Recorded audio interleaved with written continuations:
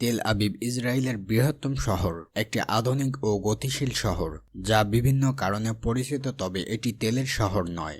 যদিও নামের মধ্যে তেল শব্দটি আছে, এর সঙ্গে কোনো তুলনা সম্পৃক্ত বিষয় নেই, বরং এটি একটি সাংস্কৃতিক, অর্থনৈতিক এবং বিনোদনমূলক কেন্দ্র। তেল আবিবকে অনেকে পাপের শহর হিসেবে উল্লেখ করে, মূলত এর উন্মুক্ত জীবনযাত্রা, উদার সংস্কৃতি এবং নাইট লাইফের জন্য শহরটি বিভিন্ন ধরনের বিনোদন এবং প্রগতিশীল কেন্দ্র হিসেবে গড়ে উঠেছে। ভূমধ্য সাগরের তীরবর্তী অঞ্চলকে কেন্দ্র করে গড়ে ওঠে তেল আবিব, একটি অত্যন্ত আকর্ষণীয় এবং সমৃদ্ধিশীল শহর। এটিকে কেবল ইসরায়েলের প্রথম শহরগুলোর মধ্যে একটি নয়, বরং বিশ্বের সবচেয়ে ব্যয়বহুল শহরের তালিকায় অন্যতম শীর্ষে অবস্থান করেছে।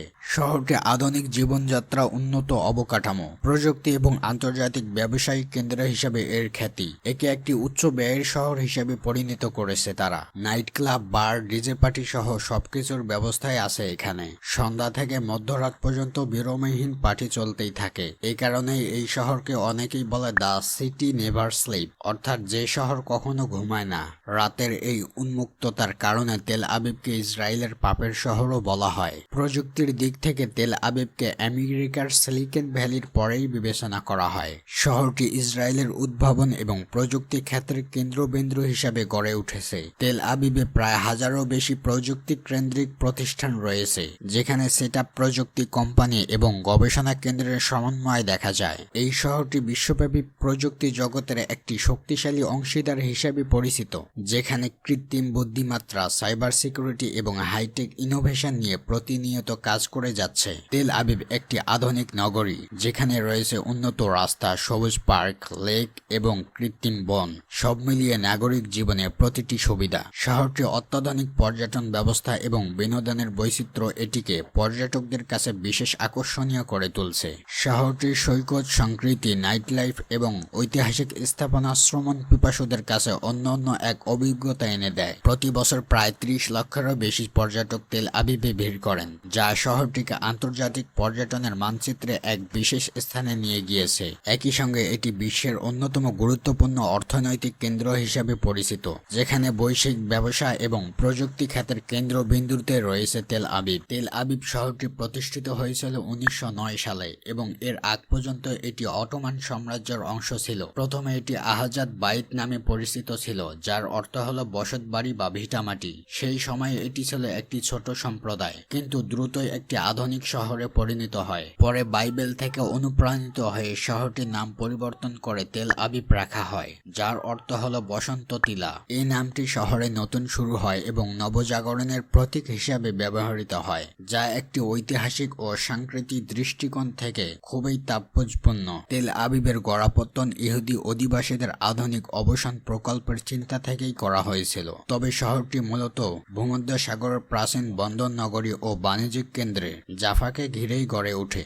জাফা সেই সময় একটি গুরুত্বপূর্ণ বন্দর ছিল এবং এটি এখনও তেল আবিবের সবচেয়ে পুরনো এবং ঐতিহাসিক অংশ হিসেবে বিবেচিত হয়। আপনারা যদি আমাদের এই চ্যানেলটিতে সাবস্ক্রাইব করে না থাকেন, তাহলে অবশ্যই অনুরোধ থাকলো আমাদের এই চ্যানেলটিতে সাবস্ক্রাইব করার জন্য। আর যারা আমাদের এই চ্যানেলটিতে সাবস্ক্রাইব করেছেন তাদেরকে অসংখ্য ধন্যবাদ। 1947 ও 1949 সালে ফিলিস্তিন যুদ্ধের পর 1950 সালে জাফাকে তেল আবিবের সঙ্গে একত্রিত করা হয় এবং এর নামকরণ করা হয় তেল আবিব ইয়োফো। এই সংযুক্তি শহরটির ইতিহাস এবং সংস্কৃতির সঙ্গে জাফার প্রাচীন ঐতিহাসিক সংযুক্ত করেছে, যা তেল আবিবের সমৃদ্ধ ঐতিহাসিক প্রেক্ষাপটকে আরও শক্তিশালী করেছে। বর্তমান তেল আবিবের আয়তন 52 কিলোমিটার, প্রায় 4,60,000 মানুষ তেল আবিবে বসবাস করে। 1948 সালে এই শহর থেকে ডেভিড বিন গুরিয়ন ইসরায়েলের স্বাধীনতা ঘোষণা করেন। তারা তাদের পবিত্র শহর জেরুজালেমকে রাজধানী ঘোষণা করে। তৎকালীন সময়ে জেরুজালেম জর্ডানের অধীনস্থ ছিল, সেই কারণে ইহুদিরা তাদের রাজনৈতিক কর্মকাণ্ড চালাতে তেল আবিব শহরকে বেছে নেয়। 1967 সাল পর্যন্ত তেল আবিব ইসরায়েলের রাজনৈতিক রাজধানী ছিল।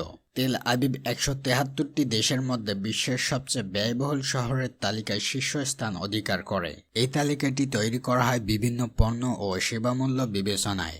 বিশেষত ইসরায়েলি মুদ্রা শেকলের মান ডলারের তুলনায় বৃদ্ধি পাওয়ার ফলে তেল আবিবের জীবনযাপনের খরচ অনেক গুণে বেড়ে যায়।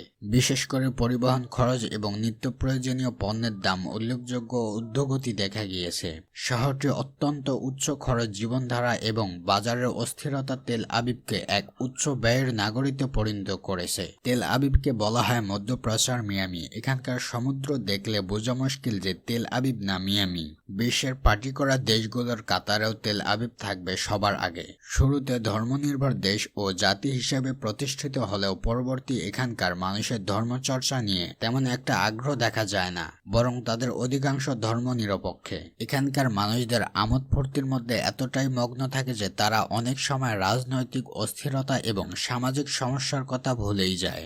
এই অবাধ জীবনযাত্রা এবং উন্মুক্ত সংস্কৃতি পরিবেশের কারণে তেল আবিবকে অনেকেই পাপের নগরী হিসেবে বিবেচনা করে। তেল আবিবের এই চিত্র তার আধুনিকতা এবং মুক্ত চিন্তার পরিচালক হলেও এটি ইসরায়েলের ধর্মীয় এবং সামাজিক ঐতিহ্য থেকে একটি